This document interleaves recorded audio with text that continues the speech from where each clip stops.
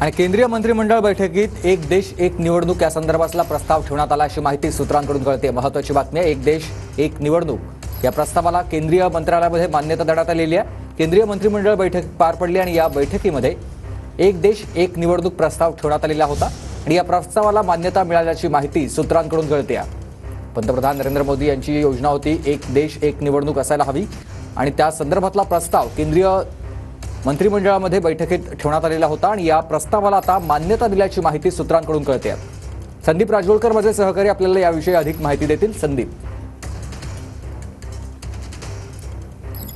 सुमित, पंतप्रधान नरेंद्र मोदी यांच्या कार्यकाळाला जेव्हा काही दिवसांपूर्वी 100 दिवस पूर्ण झाले होते त्याच वेळेला केंद्रात खरं तर हालचाली सुरू झाल्या होत्या आणि गेल्या 2 आठवड्यांपासून खरं तर केंद्र सरकारकडून एक देश एक निवडणूक बाबतच्या ज्या काही यंत्रणा किंवा ज्या हालचाली होत्या त्या सुरू झालेल्या होत्या।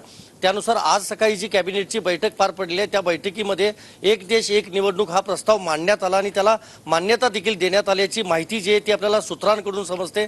अगदी काही वेळानंतर दुपारी 3 वाजता ज्यावेळा कॅबिनेटचं ब्रीफिंग ऑफिशियली होईल त्यावेळा ही बाब समोर येईल किंवा याला स्पष्टीकरण म्हणजे याला दुजोरा मिळेल।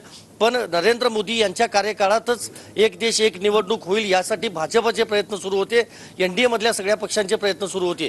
एक देश एक निवडणूक म्हणजे लोकसभा ज्या वेळेला असते त्याच वेळेला सगळ्या राज्यांच्या विधानसभा निवडणुका एकाच वेळेला होणार आहेत, ज्यामधून पैसा आणि वेळ या दोन्ही गोष्टी वाचणार आहेत। कारण सुरक्षा यंत्रणा पाहिल्या किंवा इतर प्रशासकीय यंत्रणा पाहिली तर त्यानुसार ही एक देश एक निवडणूक व्हावी असा खरं तर सत्ताधारी आणि विरोधी पक्षांचा देखील एक सूर होता। त्यानुसार देशाचे माजी राष्ट्रपती रामनाथ कोविंद यांच्या अध्यक्षतेखाली एक समिती नेमण्यात आली होती आणि त्या समितीनं 3 ते 4 बैठका घेतल्या होत्या। त्यानंतर याबाबतचा प्रस्ताव जो आहे किंवा अहवाल जो आहे तो केंद्र सरकारकडे पाठवण्यात आलेला होता आणि त्यानुसार आजच्या कॅबिनेट बैठकीमध्ये हा प्रस्ताव मांडला गेला आणि त्यानंतर हा प्रस्ताव मंजूर देखील करण्यात आल्याची जी माहिती आहे ती आपल्याला सूत्रांकडून समजते। पंतप्रधान नरेंद्र मोदी यांच्यासह सगळे वरिष्ठ नेते जे कॅबिनेट मंत्री ते आजच्या या कॅबिनेट बैठकीला उपस्थित होते।